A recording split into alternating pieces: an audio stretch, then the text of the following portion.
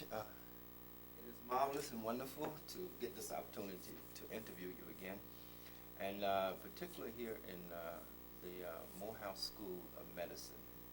And I understand that there's a lot of great work being done here.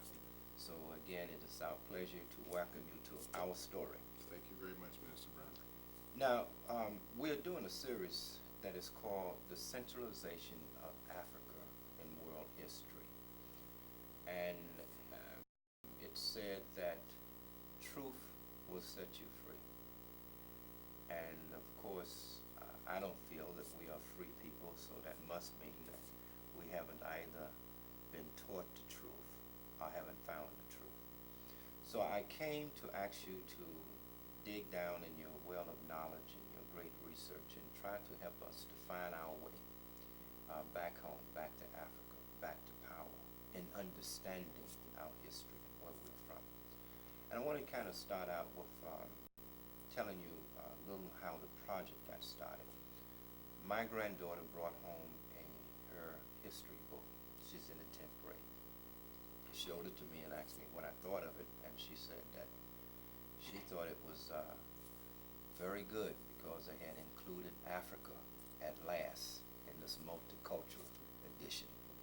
So I looked at it and I said, baby, nothing has changed. And she was very disappointed. So in order to really begin to dissect and more or less try to give not only her, but generations to come, something that is more in perspective of what the learning and the knowledge and research according to African historians and researchers and people who are looking into our history themselves and African perspective. We must write our own history. So I wanted you to kind of construct for us. What they did was they began with Australopithecine, in Africa, small brain, and they went on up to where they gave the first three hominids that never left Africa first, and then they went to Homo sapiens sapiens, and they put him in Europe and Asia and Africa. Then they went to Neanderthal, and they put him only in Europe and Asia, but they gave him a bigger brain, 700 centimeters. Then they went to Cro-Magnon. Homo sapiens. Well, Cro-Magnon, I think it was. And they gave him a brain of 1,400, and they said that he was fully modern. And from him, they claimed that if you gave him a shave and put him on a tie and a suit, he'd look just like any other businessman on Wall Street. And so they talked so much about the Cro-Magnon and linked him with European, which gave the illusion that even though humanity, humanoids, started in Africa, they progressed and their brains got bigger and modernized into the human prototype of the businessman in Europe. So I wanted to start with that so we could kind of get an understanding, in particular, because I thought Cro-Magnon didn't lead to anything, but I want you to explain this thing, and then I want to go on to look at where the white man really enters history as we know it. Where does he seem to evolve? Where does he come from? When does he impact this whole spectrum of humanity?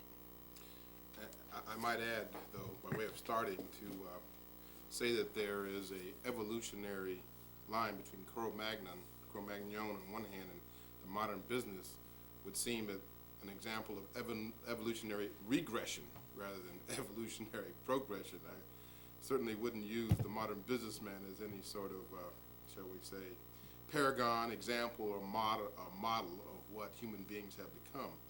Be that as it may, one thing is incontrovertible, and one of the things that you have already mentioned that is accepted virtually unanimously is that humanity's remote ancestors emerged first in Africa, beginning 4.4 million years ago, perhaps even earlier, and that a evolutionary gestation of about 4.1 million years continued in Africa.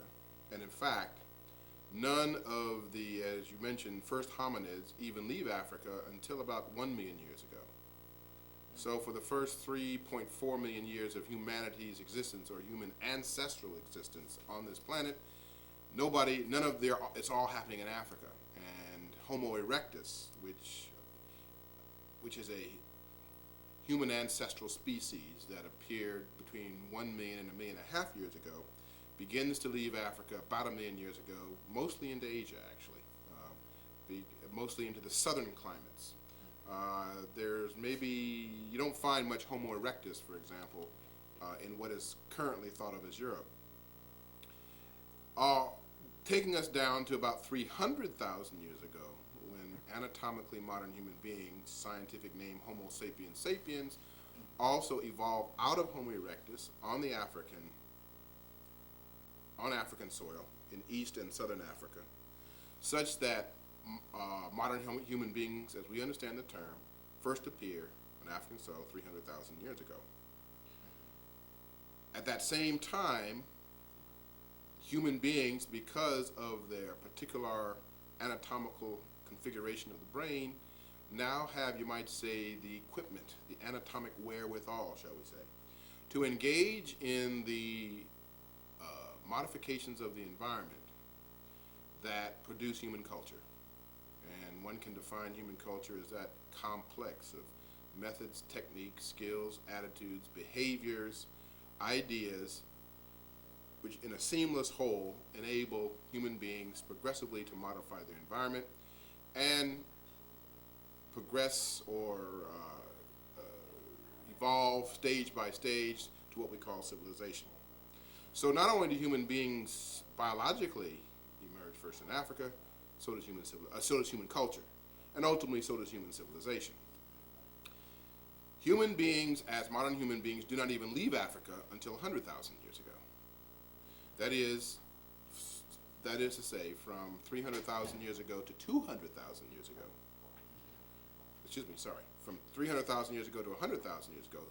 Therefore, for the first 200,000 years of the existence of modern human beings, now we're talking about modern human beings exactly like you and I, that is taking place exclusively and totally in Africa.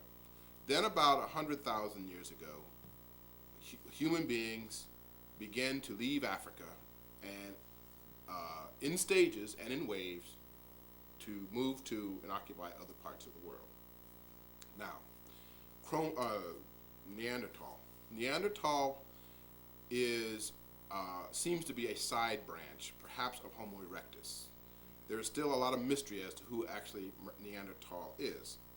Now, Neanderthal has a brain every bit as large as modern human beings. Human beings' brains range from 1,200 cubic centimeters to about 1,700 cubic centimeters. And Neanderthal's brain was about 1,500 cubic centimeters. So they were very close to human beings, but they very clearly were not human beings in the sense of being of the exact same species. Say, they might represent the difference between an eagle and a hawk if you were going into the avian world. You know, very close, very similar, but different species. And Neanderthal had, had skills very similar to what modern human beings have, except one of the things that we know about the brain of Neanderthals, their frontal lobes, compared to modern human beings, were not nearly as well developed. So certain types of intellectual functions in them were different, shall we say, than modern human beings. That may explain, for example, why, and by the way, it is true, they are found almost exclusively in Europe and parts of Asia, not Far East Asia, but sort of Eurasia.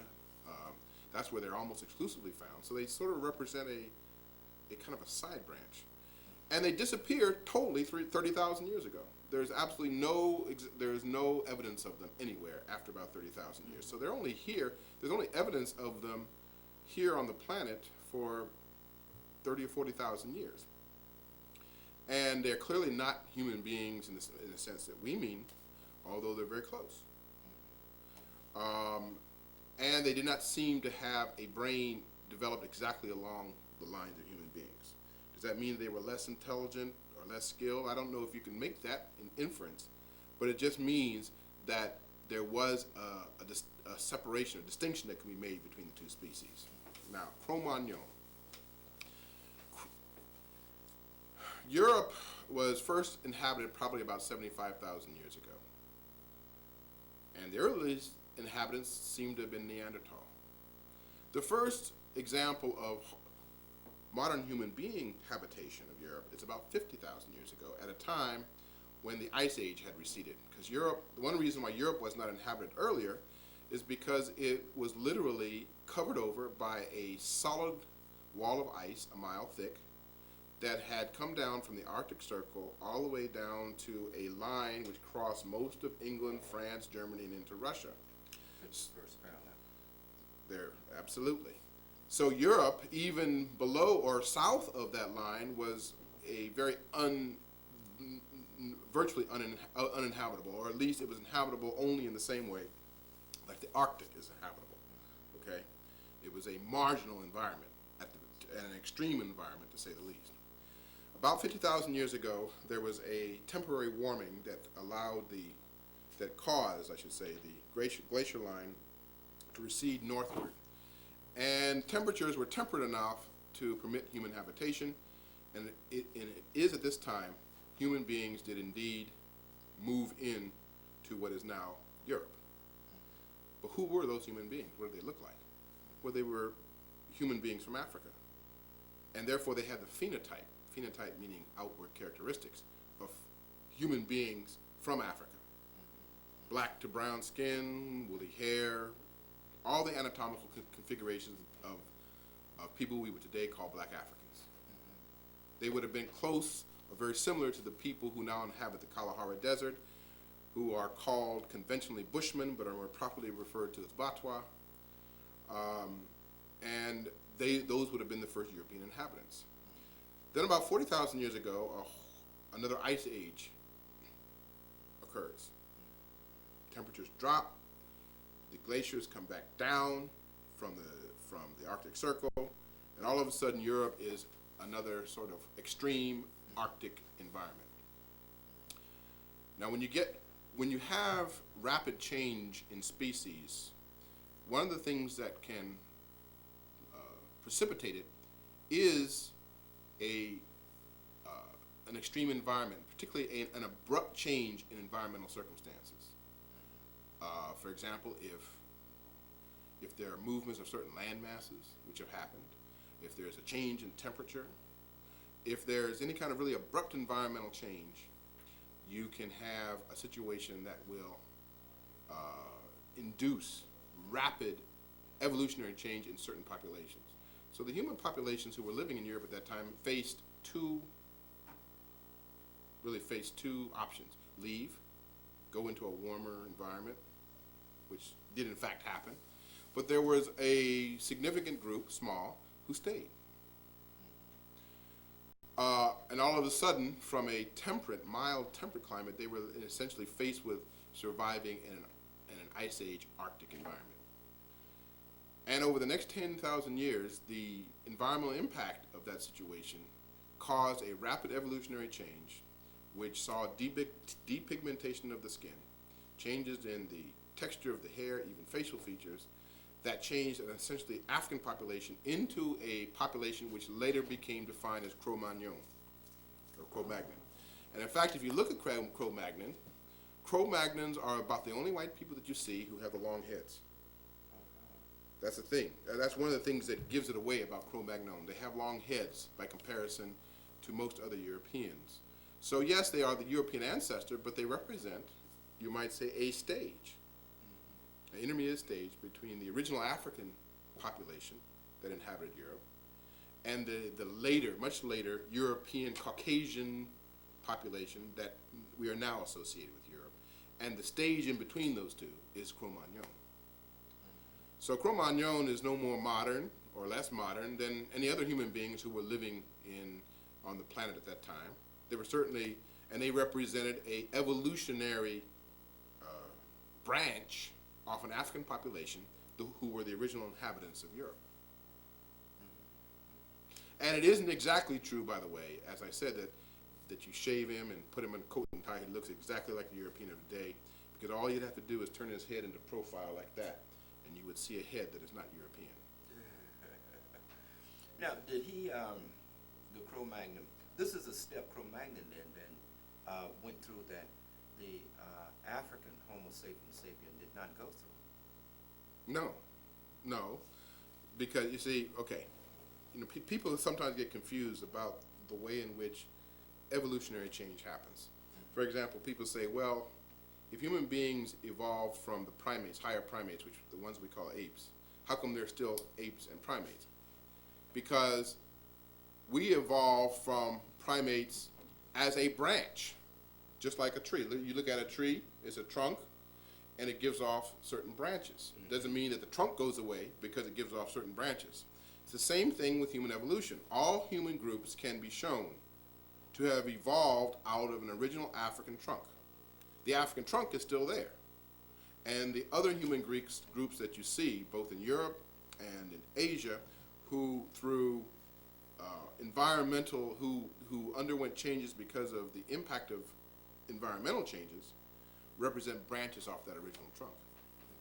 So you had African types, shall we say, Africoid types, who had, for example, the people we call the Bushmen, have been unchanged for 300,000 years.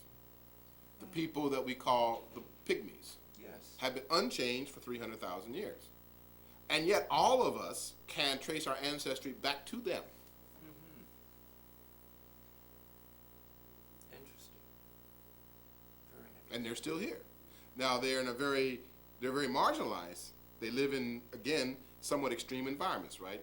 The so-called Bushmen or the Batwa or the Khoisan live in the Kalahari Desert. The so-called Pygmies or the Twa live in the dense forests, tropical forests of the Congo. But they are still here. They are representatives or relics of the Earth's oldest human populations. Let me move on to, because I'm following the timeline that this history book produces. And they go on now to civilization, and to accredit civilization with coming out of Mesopotamia, Sumer, the Indus Valley around there. And they say that first civilization developed in those areas, and that Egypt borrowed in its early development from the civilizations of Mesopotamia. Then they show pictures of the people, supposedly, of Sumer and and those areas. And they are clearly European type, and they connect the language with Mesopotamia, with a Eurasian language family. So I wanted to look at the areas that would be called, in those days, I don't think they were called Mesopotamia, Babylon, Anakdalonola, where they say that the first farming and domestication of animals began in Turkey, but they said that was at that time inhabited by these types that were more European than African. So I wanted to look at that, and in your research, what would that area at that particular time have been, and who would have been those people? And from your research, where does civilization seem to have emerged? Much of our evidence is fragmentary, but it makes sense once you understand the progression that leads step by step, first of all, to modern human beings in Africa, and then to human culture in Africa, and then to advanced human culture in the world. All this takes place first in Africa. For example, our oldest iron mines are in Africa, 43,000 years. Our oldest manganese mines are in Africa, 28,000 years. The first example or the first evidence, one, of what I call proto-mathematics, and also the keeping of a lunar calendar, also in Africa, as evidenced by the Ishango bone in what is now Congo. These are fragments, but they are very suggestive fragments. Now, one of the things about civilization... How old is that Ishango bone? 25,000 years. 25,000? 25,000 years, yes. No civilization ever grows up in a vacuum. Every civilization has influences, stimuli, forces that influence its origin and development. So let's take that as axiomatic. Let's take that as given. Having said that, first of all, the timeline concerning Egypt is all wrong. What the first Egyptologist back in the 19th century came up with dates for the beginning of the dynastic period of Egyptian civilization. It's not the beginning of Egyptian civilization. It's the beginning of the dynastic period of Egyptian civilization. Their dates were typically 4 to 5,000 BC. That is 6 to 7,000 years ago. Beginning at the early part of this century, Egyptologists have made a conscious effort to down-date those dates. In other words, to bring them up closer to our time. Because they have pretty good evidence that Sumer, the earliest of what you call the Tigris, Euphrates, or Mesopotamian civilizations, appeared first about 4,000 BC, that is 6,000 years ago. And so one of the things they wanted to do, of course, was put Egypt behind that civilization. Because then you can say civilization doesn't begin in Africa, it begins in the Tigris, Euphrates, or the Mesopotamian. And it was a conscious decision to do so. You might even call it a conspiracy. Make no mistake. It is indeed it isn't even a, shall we say, it isn't even necessary, it doesn't even have to be a formal conspiracy, but that a certain way of thinking, particularly where scholars are concerned, can get to the place where it dominates the whole discipline. And Egyptology has been dominated, obsessively dominated, by a desire to de-Africanize, one, Egypt, and to prove that Egyptian civilization wasn't the first in this cycle of civilization. Okay? So, problem. Even if you go to Sumer, you're going to black people. See, people have this idea that you only found black people in Africa. And again, that's just one of those convenient falsifications of history. You found black people everywhere between Africa and China, and black civilizations between Africa and China. If you're talking about the Indus Valley civilizations, you're talking about a black civilization. If you're talking about Susa and Elam, you're talking about a black civilization. The capital of Sumer was Kish, which is the same thing as Kush, the name for Ethiopia. The Sumerians used to call themselves blackheads. Not black hair, blackheads.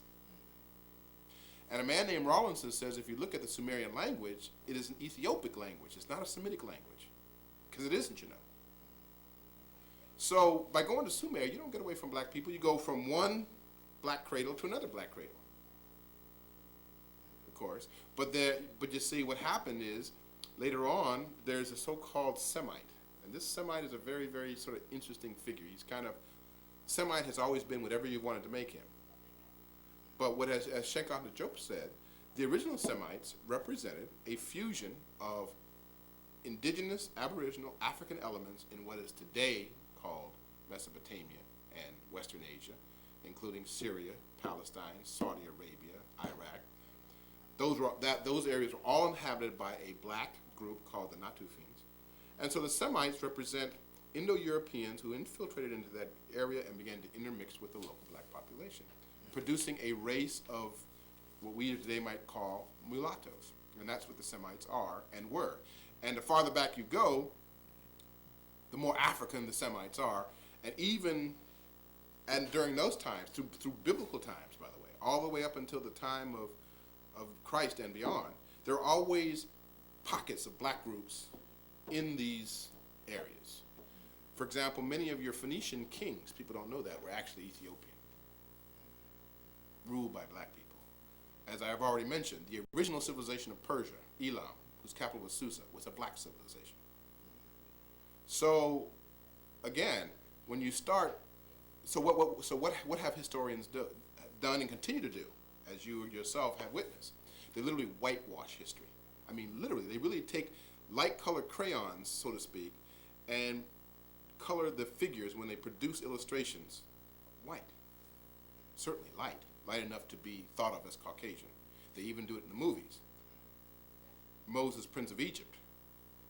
Those people are kind of given a kind of this little brown, they're kind of colored a little light brown color, but they're not depicted as black people, and this is what they are, including Moses, by the way. Not just Ramesses and the Egyptians. So Hollywood perpetuates the falsification of history, literally by the way in which they color history, and so this coloring of history is not just a metaphor. They literally color history white. Let me just ask you this, because other historians, African historians, have suggested that it is possible, because they know that Europeans have done this before with the Piltdown Man, that they literally manufacture evidence to suggest that Europeans were where they are not into. So it has been suggested that on some of these tablets, clay tablets and things that they claim that they have found in the areas of Mesopotamia, that they are using to show these Eurocentric figures, could have been even produced and found in the dirt. But there's a great distrust of Europeans in their... Legitimately so. European scholars served a purpose, that is, to advance the cause of their civilization. And that for them included rewriting history, literally in their own image. And that's what was done. Now, to what extent hoaxes were perpetrated, evidence planted, yes, that happened. Are there specific instances other than the Piltdown Man? Yes. But a lot of them have not come to light. One example, for example, I don't have the slide with me, but there's a famous tableau. It's the tableau of the four races that Sheikh Anta Diop reproduced from the tomb of Ramesses III. Correct. And it shows four races. It shows starting from right to left, it shows a Western Asiatic, a Nubian or Ethiopian or Sudanese, Tehenu, who is on the northern coast of Libya, and the Egyptian. These are Egyptians themselves showing themselves. The Egyptian and Nubian look exactly alike.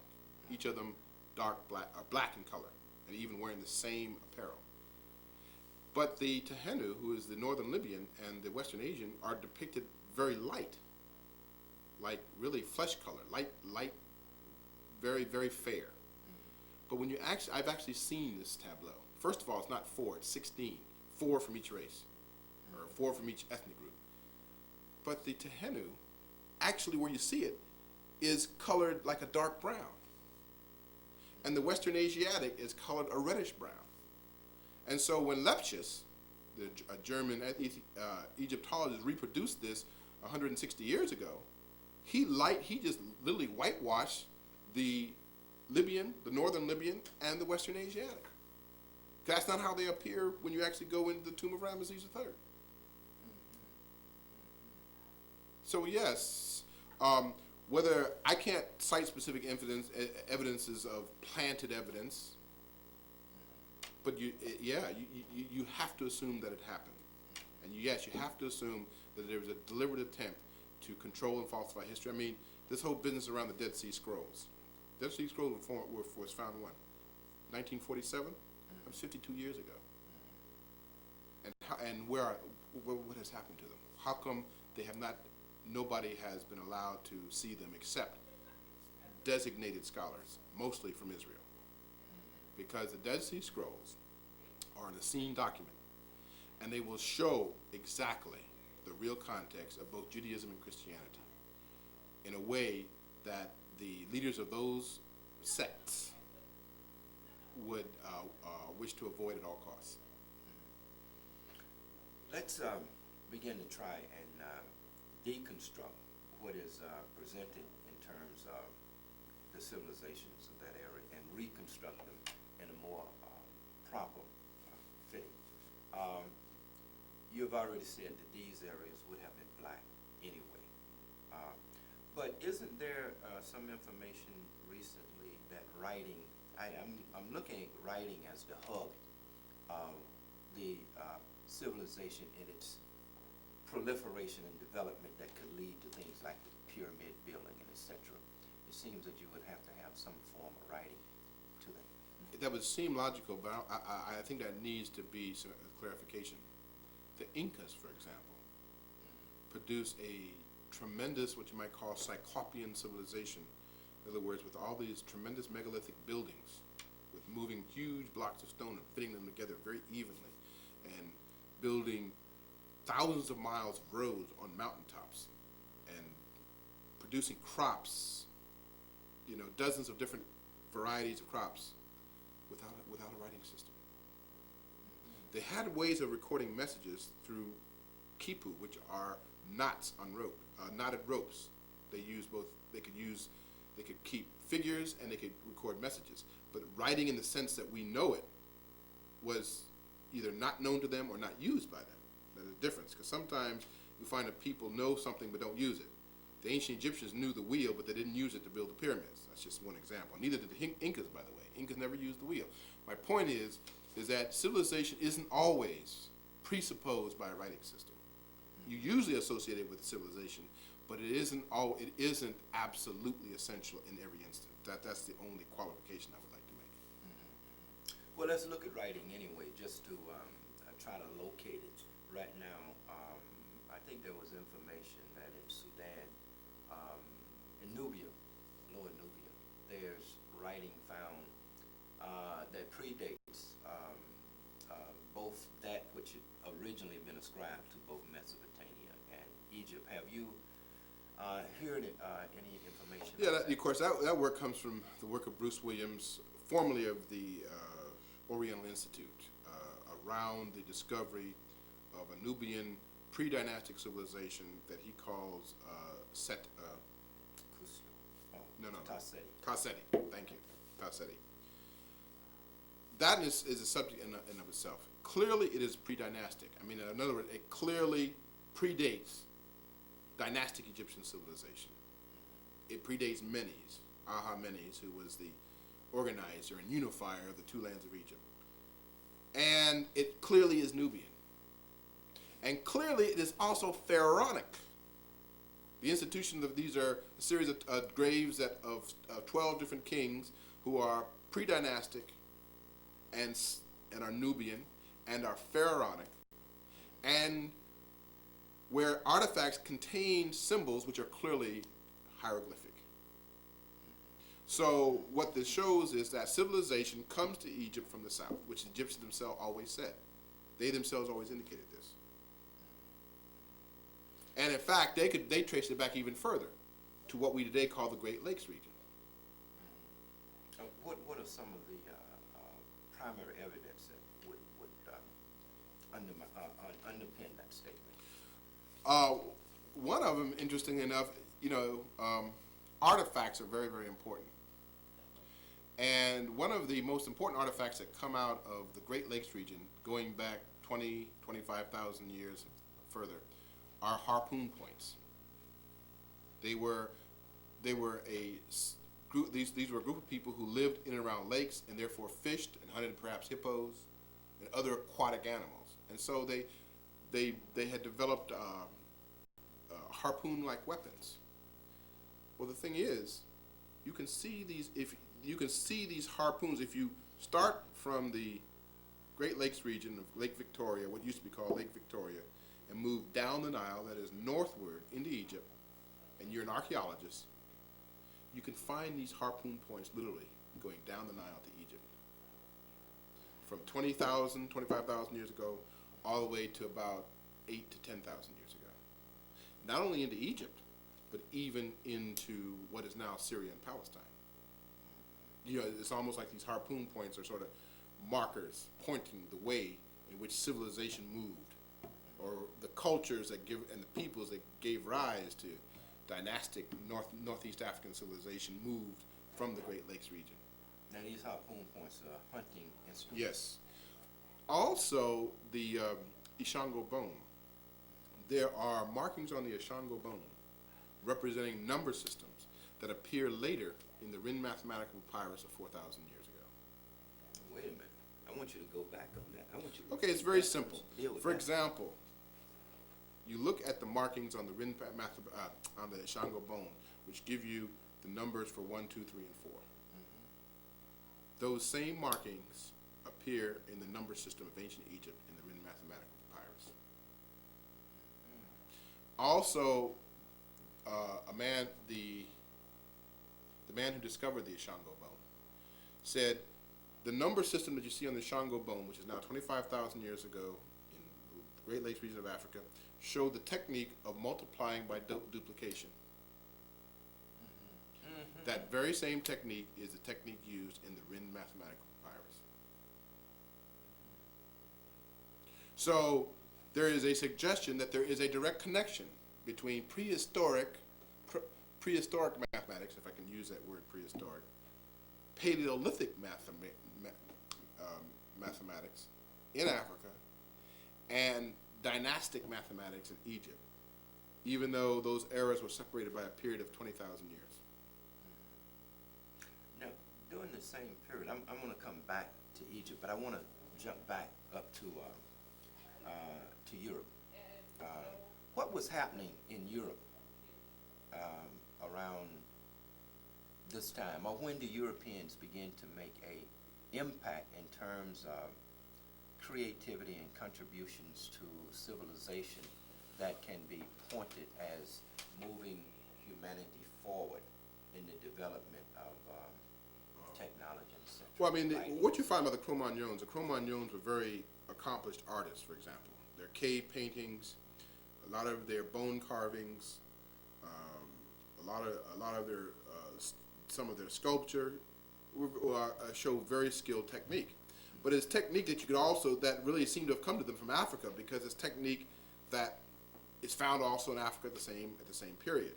Now, when you're talking about civilization, however, the first European civilization proper would probably be considered Crete. And even that's not a European civilization. That's a transitional civilization. Crete goes back to about 1900 BC. Maybe not quite even that far back. Maybe, my dates aren't exact, but no earlier than about 17 to 1800 BC. And Crete is clearly a civilization profoundly influenced and impacted by Egypt and Africa. There's a lot of evidence we could bring forward to that, but one of the most interesting aspects of it is that Crete was a completely and totally matriarchal civilization. Completely and totally. Okay? With a veneration of the bull. And many of their artifacts clearly had showed that they had been trading with Egypt, Africa, Nubia, Ethiopia, and many of their cultural traits showed marked influences from the south. So nobody really can argue the point about Crete. So to call that a European civilization is stretching it a point a little bit. It's really a transitional civilization between Africa and Europe.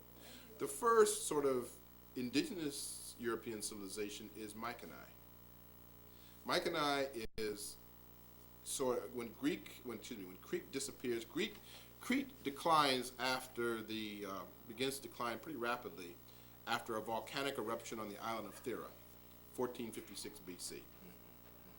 Mycenae starts within 100 years or so after that time, begins to rise, and it's really, and you can find Mycenae on what is Greek soil. In fact, most of your Greek myths are Mycenaean. And Homer's Iliad really is talking about a period of Mycenaean civilization, not Greek civilization as we understand it. A Mycenaean civilization, when we talk about Agamemnon and Hercules and Theseus. We're talking about Mycenae. We're not really talking about Greek we're not talking about Plato's Greece. Now, Mycenae disappears about 1100, right after destruction of Troy. They disappear about 1100 BC. Is Mycenae a transitional civilization? Yeah, it's getting closer to kind of, it's still showing influences from the south, but it's getting closer to being a kind of really European civilization. Okay. But Mycenae disappears about 1100 BC, and then you have 5, 6, maybe even, you have a 500 years Dark Ages. And this is, and who brings on the Dark Ages? Indo-European invaders from northeast, the Dorians. And so the people who we think of as classically or typically European actually usher in a Dark Age for the Mycenaeans. And that Which, would be the Dorians. the Dorians. And they don't come out of it start coming out of it until about between 600 and 700 BC.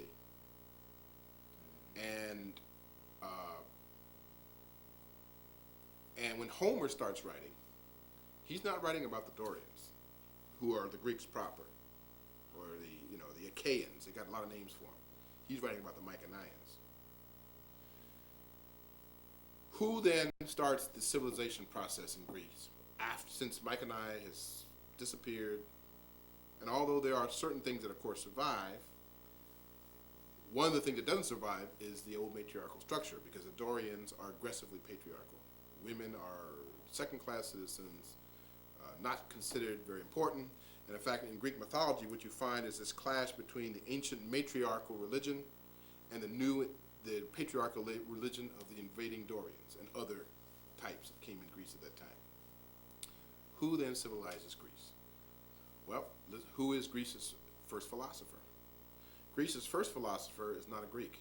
He's a Phoenician named Thales, who studied in Egypt for 7 years.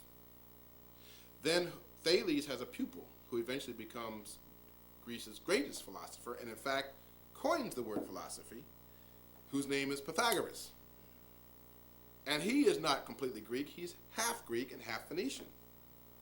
And he is sent by Thales to Egypt for 22 years to study in the temples. And then when he comes out, he establishes a school at Croton, I think in Sicily, in southern Italy, because at that time Sicily and southern Italy were actually part of Greece. And he is absolutely the greatest Greek who ever lived in antiquity, greater than any of them, greater than Plato, Aristotle, Pericles, Archimedes. None of them compared to Pythagoras. Pythagoras was a great man by anybody's standards. He was not only a genius, he was a man of extraordinary spiritual attainments. And he established a school that was the most, what is the word? The greatest school of its time in that part of the world, where he was literally, his example and his knowledge and his wisdom, remember he spent 22 years in Egypt and 7 years in Chaldea, was literally transforming the people around him just within his own lifetime. But what did they do? Eventually, jealousy set in, and they literally burned him and his school to the ground. But some escaped, and they kept his teachings alive, and all the other and after that, any philosopher, anybody who wanted to be a philosopher in Greece, he had to come by two streams. He had to come by Pythagoras, and he went to Egypt, because by this time Egypt was slowly opening up to selected Greeks. And so all the Greek philosophers and scientists and natural philosophers and learned men that are known to us from history, almost all of them without exception went to Egypt to study. Even Aristotle. Plato for sure. Plato spent 13 years. Some question about Socrates. At least there's no attested documents about Socrates. But all the ones preceding Socrates, and then Plato and Aristotle, there's some controversy about Aristotle, but a man named Teofilo Benga has shown through linguistic evidence that Aristotle had knowledge about Egypt that he could only have obtained by actually being in Egypt. So, there you are. So, Egypt and Ethiopia civilized Greece.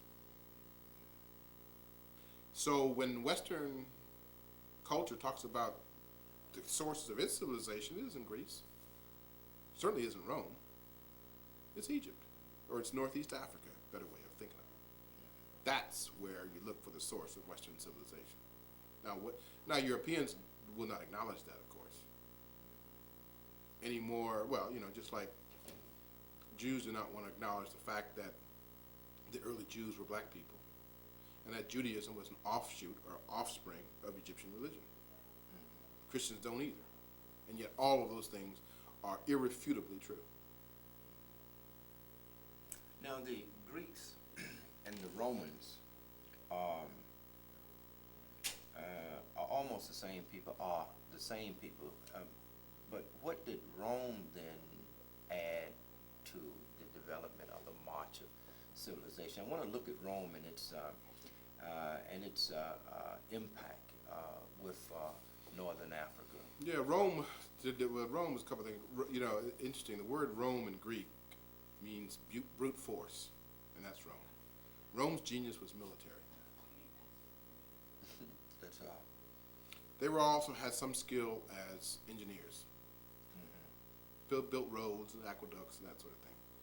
But very few Romans achieved the intellectual stature that the Greeks did before them. In fact, what they had to do was import Greeks to Rome.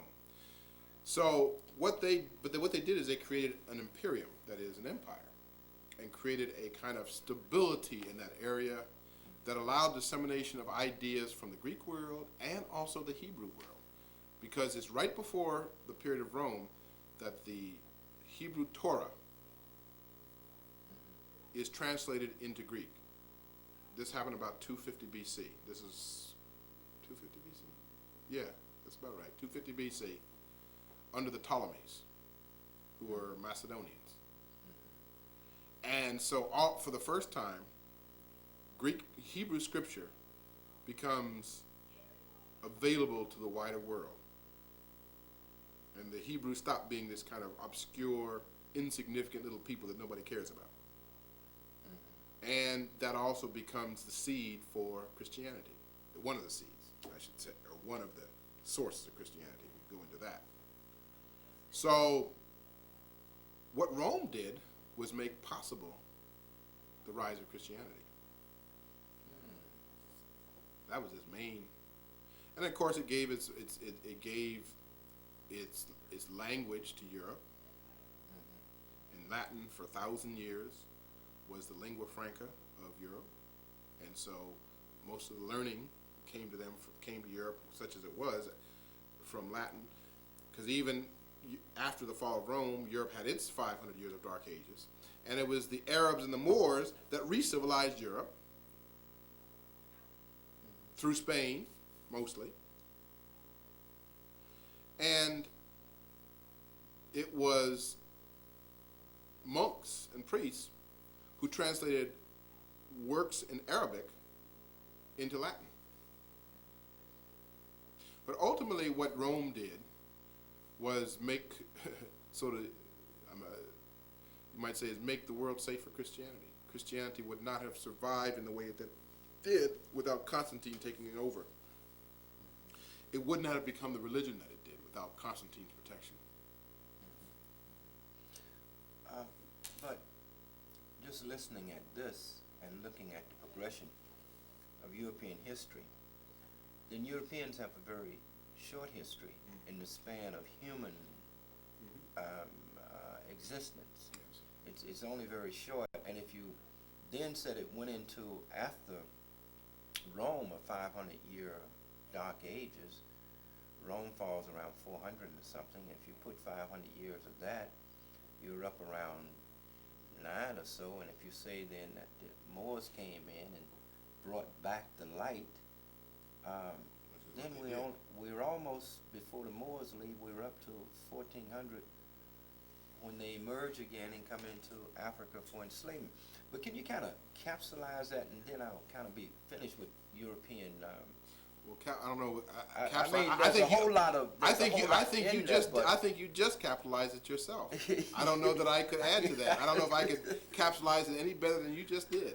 There seems to be, there's got to be more. I mean, that does not leave a lot of creative development. I'm trying to give them the benefit of the doubt. So the creative development happened really in two periods. Well, and even the early periods of creative development is not purely indigenous. They are in a sense being seeded by cultures to the east and south of them. Europe is. Europe's real period, where it really kind of took off on its own, out of its own sort of creative force, is really from the Renaissance on. Mm-hmm.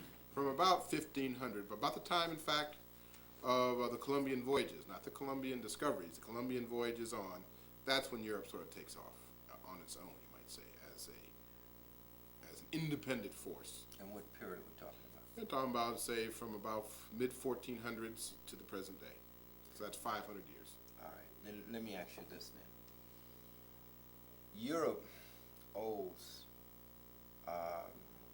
the fuel of its great development after the 1500s, especially, to Africa in the forms of I would say slave labor, yeah, etc. Africa Because slavery, when you begin right. to look at the resources that went into the building of Europe, then you have to look to the Americas, which was more or less stabilized, and the production came from free labor and resources, which they got from both Africa and the Americas, which went into the fuel and the Industrial Revolution of Europe. But can you kind of capsulize that for us in a way? Okay. Again, I think all I would do is more or less paraphrase a good bit of what you have said. The triangular trade, which involved manufactured goods to Africa, mostly guns, to the kings there, slaves from Africa to the Americas, gold, silver, and plantation products from the Americas to Europe, was the engine that ultimately drove the Industrial Revolution. Yes, that is absolutely true. So what the Indians gave, by being systematically slaughtered, of course, with their lands, but also a lot of crops, important crops, the tomato, the potato, pumpkin, maize, which we call corn. Let's not even talk about medicines like quinine, which was the most effective thing that Europe had against malaria.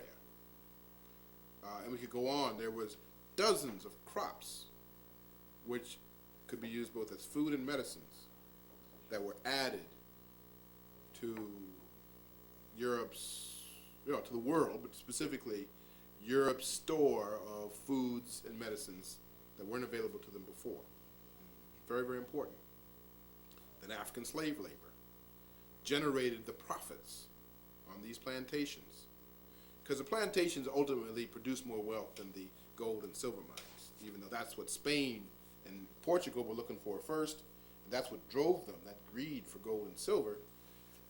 It was really ultimately the plantation economy based on the labor of African slaves that produced the enormous profits that subsidized the Industrial Revolution. In fact, in 1776, Jamaica, the sugar-producing economy of Jamaica, was actually more valuable to Britain than all of North America. That changed, of course, but at that time, it was the sugar-producing plantations of Jamaica that were producing the exorbitant profits that, as you said, were stimulating the Industrial Revolution. So yes, the Industrial Revolution was literally built on the back of black slave labor. So as you said, the Moors brought civilization back into Europe, and the Moors, of course, were from Africa, and then African slaves expropriated labor, made their wealth and power possible. What was, and then I want to go back to Egypt, but I want to ask you this question because it is always asked to me wherever I go with young people. They want to know, how is it that Europe, if we had such a great civilization in Africa, how was Europe able to undermine Africa? No, we undermined ourselves. Even Egypt got arrogant and corrupt.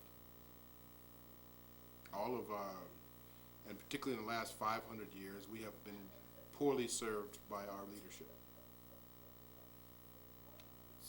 It's human. It's all the human foibles and failings that we all know and see around us: corruption, greed, lust, desire for control, power, arrogance. There came at a time Egypt thought it was invincible.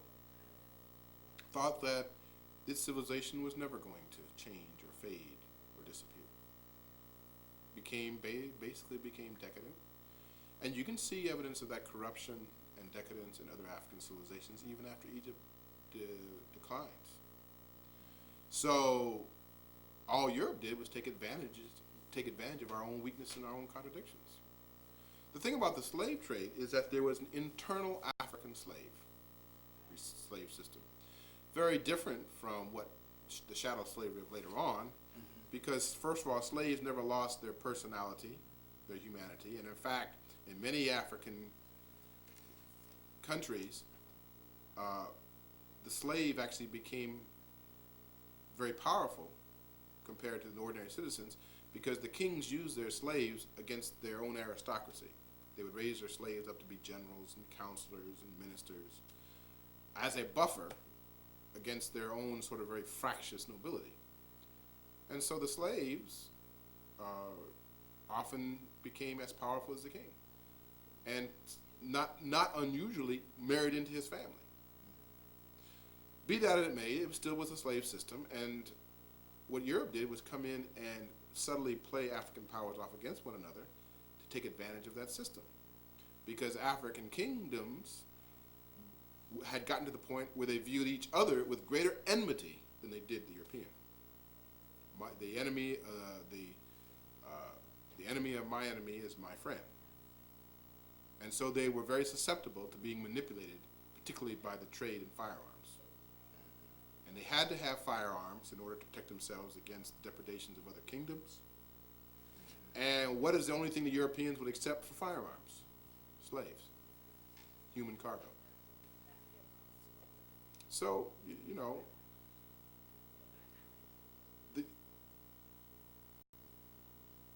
Africa has to accept the responsibility for its own internal weakness, its own arrogance. It was a lesson that we had to learn, and we couldn't learn it any other way. And people like to say, well, all you're doing is giving aid and comfort to the European.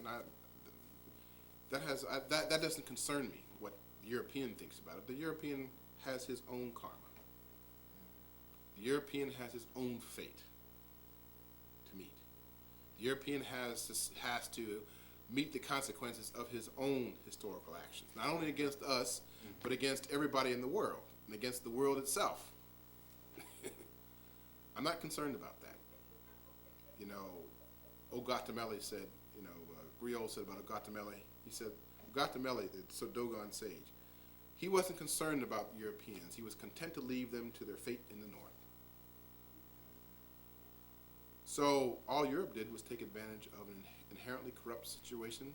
The situation had been corrupt in Africa because there had been so many millennia of unbroken development and success in so many ways. And a kind of arrogance and complacency and decadence set in, It took a long time. It was a slow, steady decline, but it was inexorable, and there was no other way to learn the lesson, except for this terrible cataclysm, this catastrophe that beset the African world. Between 1500 and 1900, Africa lost 85% of its population. In 1500, its population, the continent-wide, was 700 to 800 million people. By 1900, it was 90 million, 95 million people. 85% of its population. Between Africa lost 1500 and 1900. In 1900, 400 years. Lost 85% of its population. How can you say that? I mean, is there any documentation? Yes. The work has actually been done by the wife of Sheikh Anta Diop, population demographer.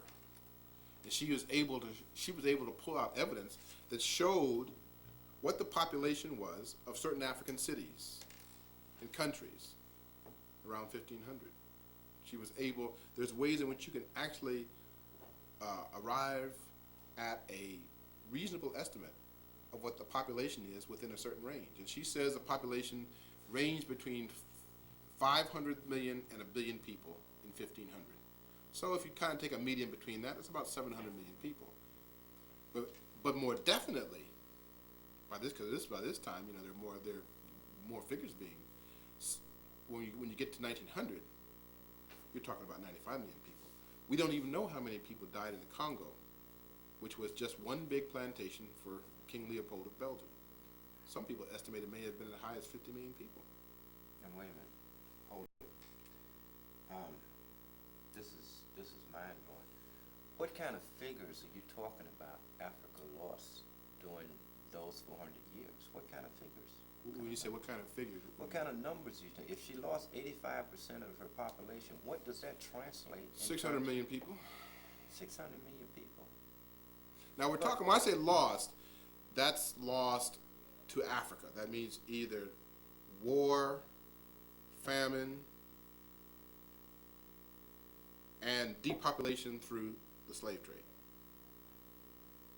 But the impact of it. The impact of how many people actually were just lost to Africa through death or deportation through the slave trade, 600 million people. And that can be substantiated. Yes, the book is in French, but I can make the figures available. I have the book at home. Because I just came from a conference on the slave trade, the African Holocaust. And the figures, of course, they had a lot of Europeans at this conference. 12 million people, right? 10 million, 12 million people. Yes. Well, you know what that's like? Remember not too long ago, there was this guy in California who said he had incontrovertible proof that the Nazis only killed 1 million Jews and not 6 million Jews. I mean, how do you, as it were, minimize your complicity in such a Holocaust as that? They're trying to minimize, if you can get the figures down to like 10 or 12 million, it doesn't, the horror doesn't, the horror, the impact of the horror isn't as great as when you start talking hundreds of millions of people. Now, not all that 600 million people. Well, it was a consequence of three main forces: the slave trade, interior African wars, most of those generated by the slave trades on both sides of the Atlantic. And we say slave trade, we're talking about European and Arabic, both. The Arabic slave trade actually started earlier in Africa and went longer. Okay, all the way up into the middle of the century. And then, of course, colonialism. Yes. Okay.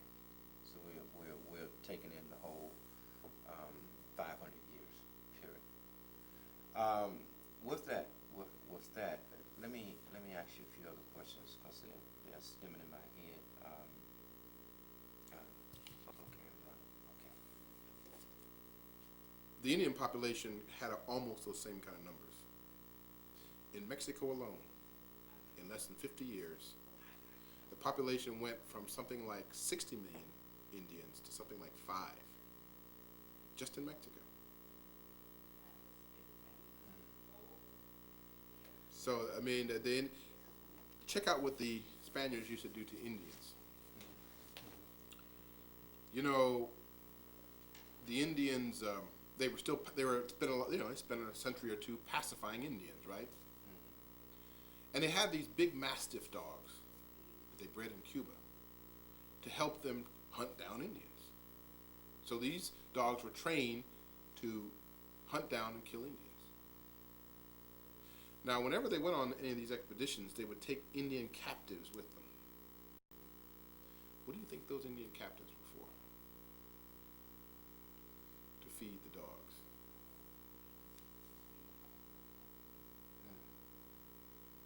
Did they do the same thing to black people? Now, that particular thing, no, but they did all kinds of other things.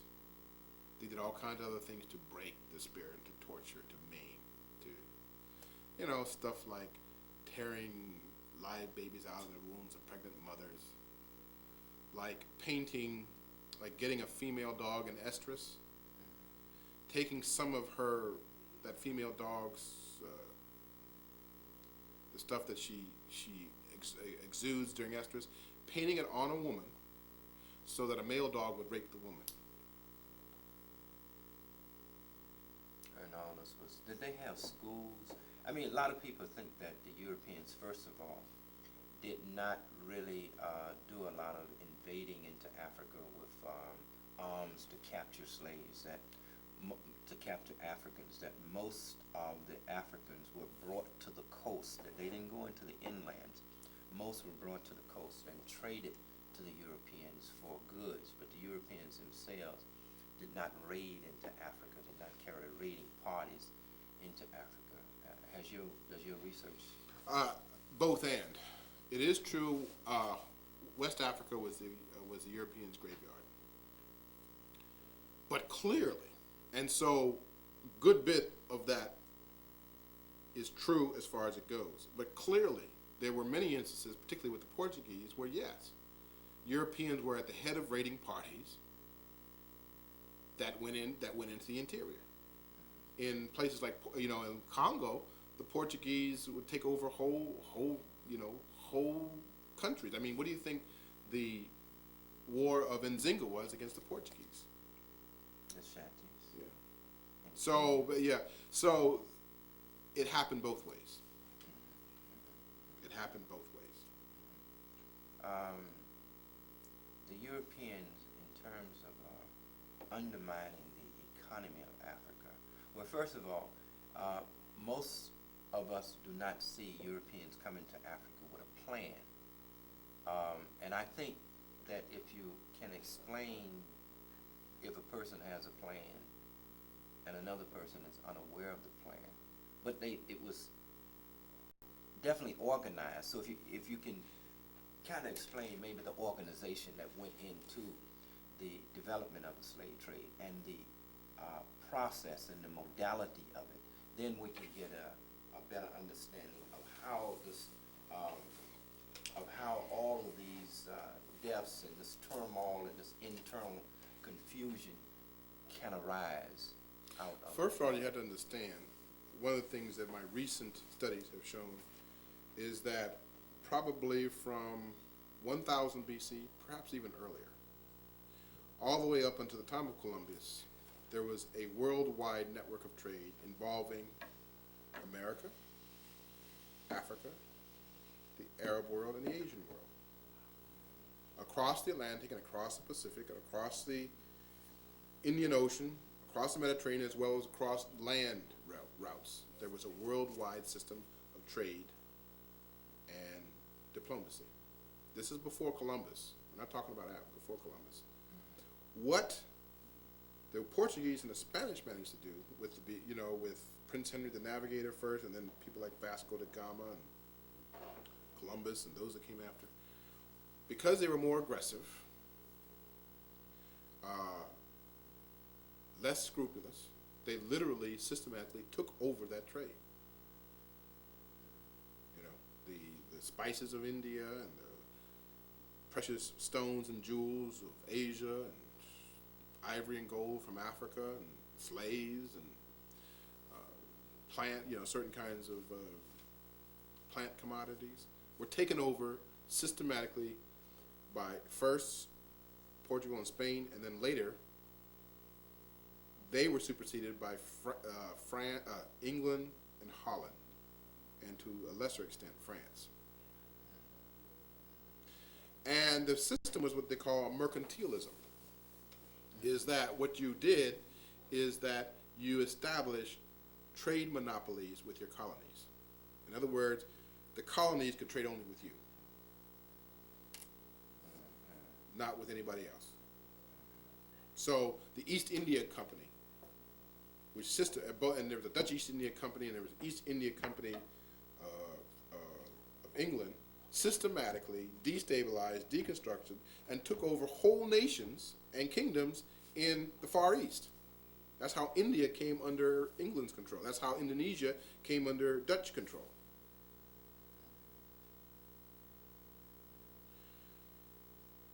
And so it was a marriage of the imperial ambitions of kings and rulers and the desire for profits on the part of mercantile houses, and using people who were adventurers and freebooters, people who in their own countries would be criminals and either would have been hanged or thrown into jail. Instead, they were always given the option of going out into the colonies as soldiers or colonists or settlers. I mean, after all, we're living in Georgia, and this interview is taking place in Georgia, started out as a penal colony. So did Australia. And so what did it do? It got rid of your disruptive elements of society. You didn't have to imprison them. You didn't have to build all these prisons. You just sent them off to the colony. They might live or die, but at least they weren't your problem anymore. And so the slave trade was just part of this mercantilist monopoly, monopolistic system, and the competition was very cutthroat between the various European powers. I mean, they fought each other tooth and nail to claim up that piece of the world which was going to enrich them. Trade routes mostly, markets, sources of raw materials.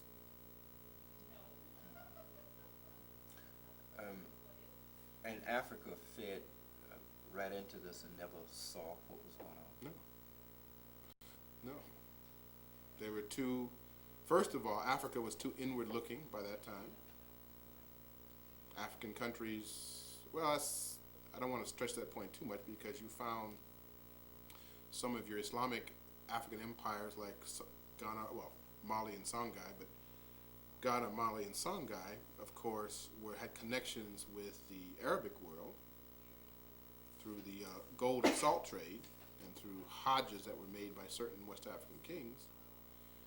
But did nobody, African, Asian, Arab, or otherwise, or Amerindian, saw the long-term consequences of what was happening during the European Age of Discovery? None of them did. None of them ever closed ranks against these invasions. Wherever they went, Europeans were masterful at turning nations and peoples against one another and playing one off against the other. I mean, how did Cortez conquer the Aztec Empire with a handful of people? Because most of his army were disaffected and disgruntled Indian enemies of the Aztecs. And the person who told him how to do it was his Indian concubine. She told him every step of the way what to do and how to go about conquering Montezuma. And he had 2 or 3 times as many Indian auxiliaries as he had Spaniards. And this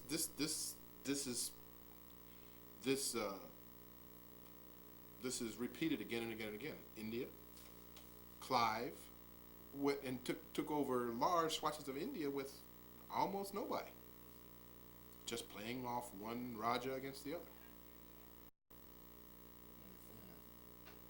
So when we talk about the decadence and corruption that was afflicting African kingdoms, it was true all over the world. The kind of older cultures and older civilizations were all in the advanced stages of decadence and corruption, and Europe just took advantage of it. I wanted to look at old Ghana. I want to go back a little bit and look at what they call old Ghana. Was there a relationship between old Ghana and pharaonic Egypt that once the Romans come in? Well, here's what we can say. There was a man who was a Senegalese, early part of the century, who apparently, and this work is also in French, collected oral traditions from Senegal, which had very clearly documented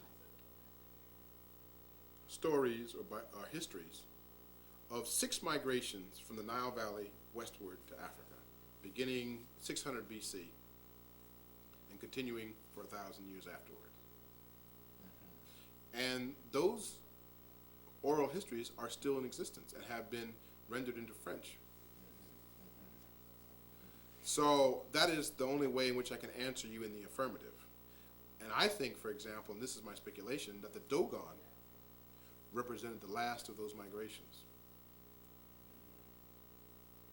And they started their migration from the northeast of where they are now 1,400 years ago, so about 600 AD.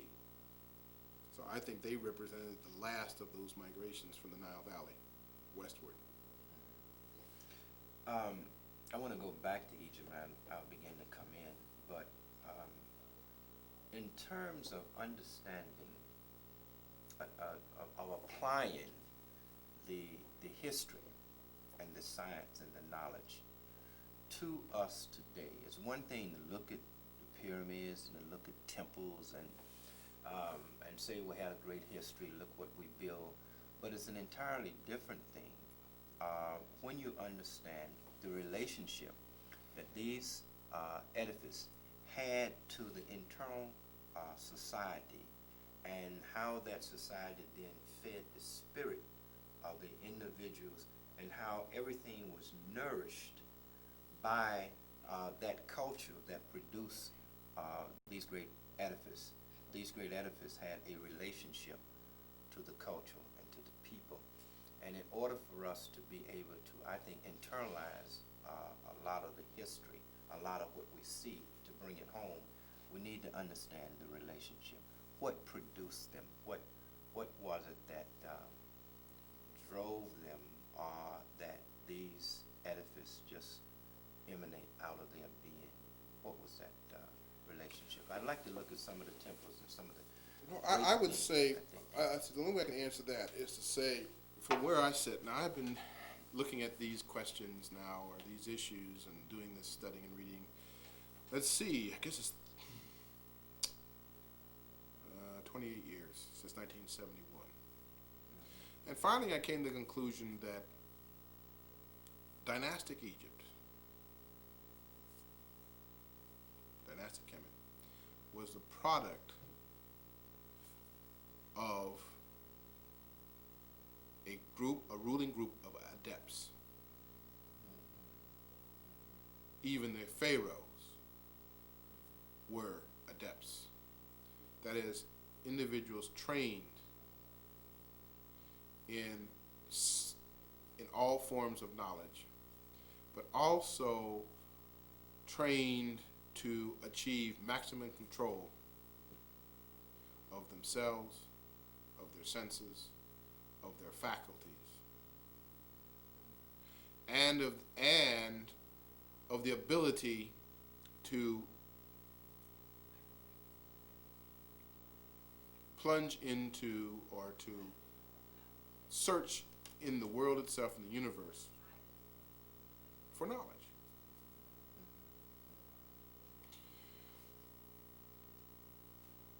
The monumental edifices of Egypt served a lot of different purposes. One of the purposes that it served was to create in a living way, to recreate in stone the image of the heavenly kingdom.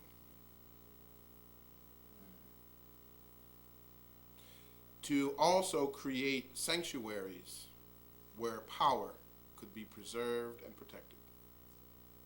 When I talk about power, I'm talking about what you might call spiritual power. So that it could serve the needs of the country, the culture, and the people. And not the least, to preserve a record of this civilization, because ultimately these same adepts knew that Egypt was going to decline and disappear from the stage of world history, and they were determined to leave a record of their presence and their accomplishments to posterity, and specifically to their descendants, who they knew ahead of time were going to crash and burn, historically speaking, and become strangers in a strange land, to in fact become enslaved. I think the adepts of ancient Egypt knew everything that was going to happen. And they knew that in order to pull these people, their descendants, and therefore their posterity, out from the abyss or the pit into which they had fallen, they had to have living monuments inscribed in such a way that the people could re-instruct themselves. How can we do that? I mean, we're doing it. We don't know that we're doing it, but we're doing it. We're doing it sort of haphazardly and unsystematically, and it's here, there, and it's an individual there. Slowly but surely, it is beginning to happen, but you've got to understand, you've got most people who, if you show, this is kind of a trivial example, but it's the reason why I went to see that movie 3 times. We are in a kind of a Matrix situation, like that movie, The Matrix. There's a reality that is that we know, and then there is the actual reality. And you would be surprised how tenaciously people will cling to the reality that's been provided for them. People will kill rather than give that up in many cases. So this is not something, the re-education, the re-instruction is not something that's going to happen in my life. It's not going to be, you can try to plant seeds and begin to start in this lifetime, but you're talking 10 lifetimes, 10 generations, maybe 20, to complete the process. one of the things that you said that I'd like for you to just to deal with a little more, you said that the adapts knew that we would go into slavery. Why do you say that? Because they had the ability to manipulate time and space. Some of those adepts achieved an evolution of their own spirit where they were not bound, you might say, by the constraints of time, and therefore they could go anywhere in time and space. They could go backwards, or at least their vision could go backwards and could go forwards. It could see backwards, it could see forwards. So they saw it. They saw it happening. They saw everything that was going to happen. And it wasn't anything they could do anything about. It was inevitable. It was fate. It was even necessary. See, that's what people don't realize. Yeah, we lost 85% of our population, but there was no other way to get our attention. How could they have went backwards in time and forward in time? I mean, time and space is just energy. And it's just a matter of training yourself to get to the place where it's an interaction between you and energy, an agreement between you and energetic flows, because you yourself are energy. Now, you and I can't do it, but we have the capability of doing it. We just don't know that. These adepts spent not only their whole lifetimes training themselves to do this, they had the combined experience and knowledge of thousands of years behind them that had got them to the place where they could open doors to energetic worlds that are ordinarily inconceivable. And in these energetic worlds that they could go to or they could see, they were not bound by the same limits that you and I are bound by. we go to those worlds, we call it dreaming.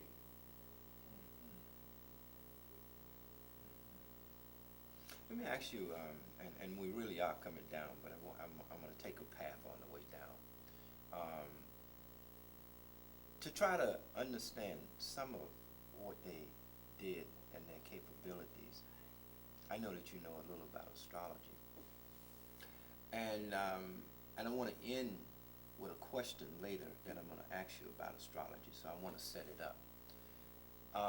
And in order for us to understand the answer to the question that you will give, we need to know a little bit about astrology, and this will give us an insight to what the ancients really had the ability to do. Because astrology to me, and I'm just getting in it, but it's become a fascinating just study, because it is it's the world brought down on the physical plane to observe it in all of its movements, and then out of it comes time and space and all. I want you to explain that, because it is it shows me that an inch is not an arbitrary measurement, but rather a measurement of space and time. But I'm just learning it, so this is the way I learn. You think I do these interviews just for a TV program, but this is the way I learn, really. I don't read a lot of books, but I sure hell squeeze people.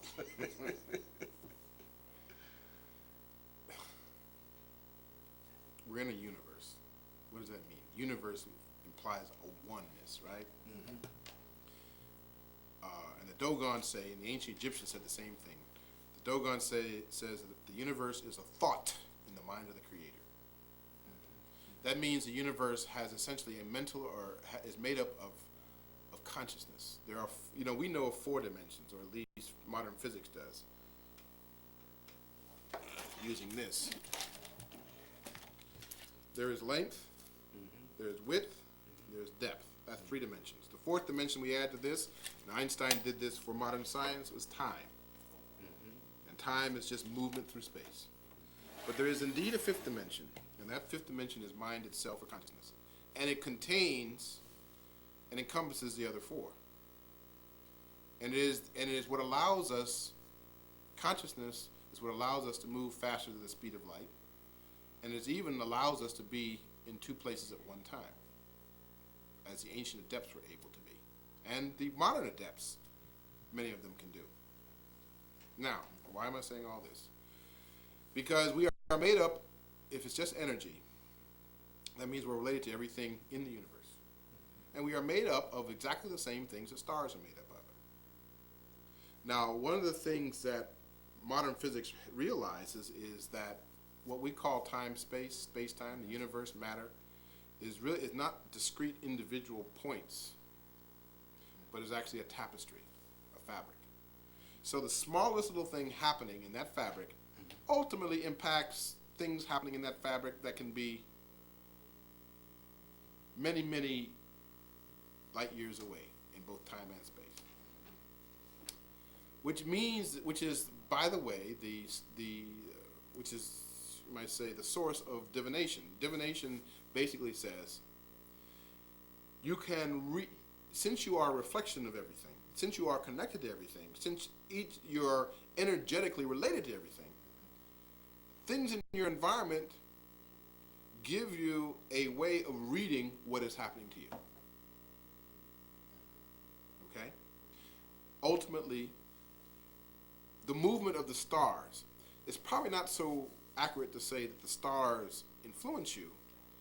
It's that the stars, or the planets, and the planets, are made up of the same stuff that you are, and their movements are a reflection of those forces that animate and activate both us, you, and the stars. So that is the reason why you can look at the stars and see their movement, and see their positions, and their relationships to one another, and begin to use them as a book to read what is in fact happening in your plane, because it's the same plane. So this is a reason, this is astrology probably came first and astronomy second, because astronomy probably evolved out of a need to get exact and precise measurements of star movements and star positions and relationships of these movements and positions to other stars and heavenly bodies in a way that allowed us to look at those configurations and say something about what was happening to us here, as above, so below. For example, if a psychiatrist gives you a Rorschach test, it's a shape. And that Rorschach test, depending on how you react to it, tells that psychiatrist something about your mental state. It's not so much different from astrology. We call it divination, but it's also diagnosis.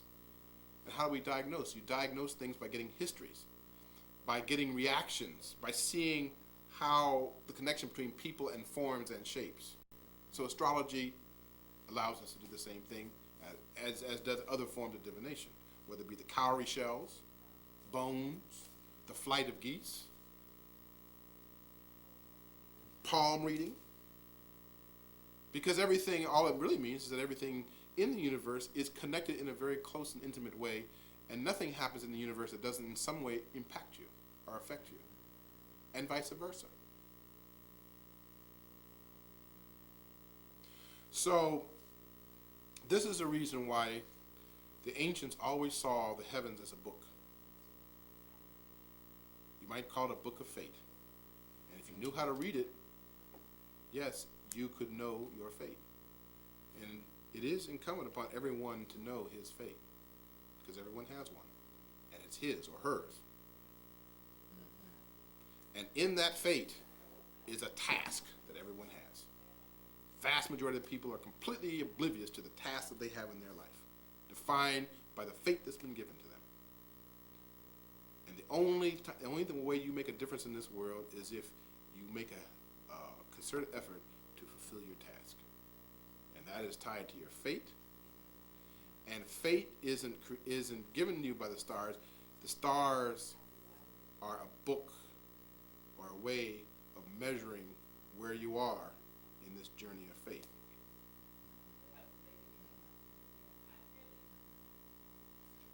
These are the last two questions. They tie together.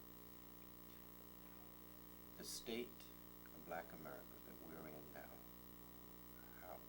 how do you see our condition in terms of our vulnerability to actually extinction, in terms of what has happened to us, industrial prison complex? And the final question, and I'll give them both to you at the same time, is what is it on the horizon? And I asked you this question when you came to New York after the Million Man March, that can give us hope. And I hope that you would tie in that Keith's. Yeah, that's where I was going. As far as what's happening, it's going to get much worse before it gets any better. A lot of people are going to simply not make it. But it won't. Not everybody is going to be swept away. I mean, it's an earth cleansing. It doesn't just affect Black people, but Black people, because, as you say, we are vulnerable, unprepared, and too many of us don't even realize that, as I say, we're not even in control of our own reality or our own destiny, and don't want to know that when the time comes, they simply will be unprepared for what's going to happen. And I see a tremendous attrition. It's already happening, and it will continue for the foreseeable future. It is it's the last great cleansing, you might say. It's almost like the Book of Revelations, almost, because the book of apocalypses are not final. Do not talk about the end of the world. They talk about the end of the world age. Mm-hmm. And we're at the end of one. We're getting very close to the end of really two world ages. So that's the reason why so many apocalyptic things seem to be happening right now, and why so many people having a sense of apocalypses pending or impending. Now, one of the world ages is determined by what is happening in the North Pole. In order to understand that, you have to understand the great year 26,000 years. That is because the Earth, as it spins on its axis, because it's not spinning straight up and down, it's tilted a little bit from vertical. And it spins and it also wobbles. And that means its tilted axis, which is the celestial North Pole, wobbles around the vertical axis over a period of 26,000 years. That is what we call the Great Year, known in Africa probably for about 40 to 50,000 years at least. There are two ways of measuring this movement. We'll talk about one. We'll talk about one that's measured in the North Pole, because around that wobbling circle, that circle created by this wobble, there are 7 constellations around the North Pole, the ecliptic. It takes the North Pole, our celestial North Pole, 3,700 years to go through each one of those constellations. Going through each one of those constellations constitutes an age. The age that we're in now, defined by the North Polar constellation, is now called Little Bear, Ursa Minor. That's where the North Pole is, but it used to be called the Jackal, which is why that came about 1,600 years ago. So we're almost at the end of that age. That's the reason why the dog became man's best friend. That's the reason why Anubis became important in the ancient Egyptian funerary rites. That's the reason why Romulus and Remus were fed by the she-wolf. That's why dog became man's best friend. That's why the pale fox became important in Dogon philosophy, why the coyote is so important in southwestern Indian lore. Over and over, you see this image of the jackal, wolf, dog, fox. All of them are co-types. Even Little Bear, as it is called now, is also called Sinusaurus. That's another name for it. It means lead dog. It's moving away from the pole, or it will within the next 100 years. The constellation that is coming behind it, going to occupy the pole, is the constellation Cepheus within the next 100 years. Who is Cepheus? Cepheus is the Ethiopian king. He is a sign of the Ethiopian king. Does that mean that represents a new golden age and a rise of people of African descent? Well, it may be yes and no. The no comes in is that very much depends on the people here and now. It depends on their readiness, their preparedness, their willingness to follow the designs of fate. But it does mean, that there is a change, a tremendous change that is getting ready to take place, that's already started, and nobody can stop it. There is not enough human power on this earth to stop it. Human power. Mind you, I said that. This is something that is way beyond us.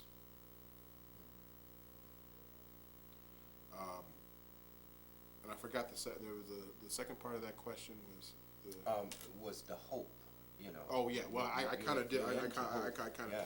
So after and when these ages change, there's always this kind of clearing off of the table, so to speak.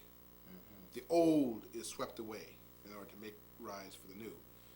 And when I say that, I probably ought to qualify that, because there are ways in which, using an example from the ancient Egyptians, whenever the ancient Egyptians built a new temple, they always built the new temple in exactly the same place where the old temple was, and they used the foundation of the old temple, including the same stones or bricks, to build the new temple. So it was a new edifice, grounded in the old, as a way of maintaining the continuity. But the old temple was, the old debris was removed in order to make way for the new edifice. And that's what's happening right now. It's going to continue for as long as necessary. Something came to me when you were saying that. We talked about all the hominoids coming out of Africa. And the first 3 stayed in Africa, but either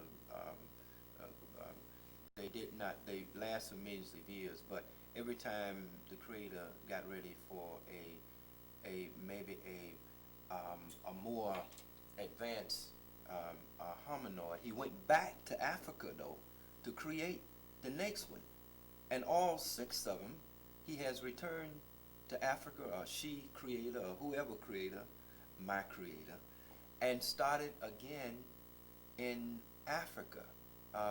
There doesn't seem to be any indications that any of these hominoids started in Europe. They all started in Africa. So, if there's continuity to the creator source, and maybe that has to do with something with this melon, and I know you're a doctor, so I'll just throw it out there. I hear that they would that the melon, that our melanocytes seem to be mutating, that black people seem to be, their melon seems to be doing things like coming up with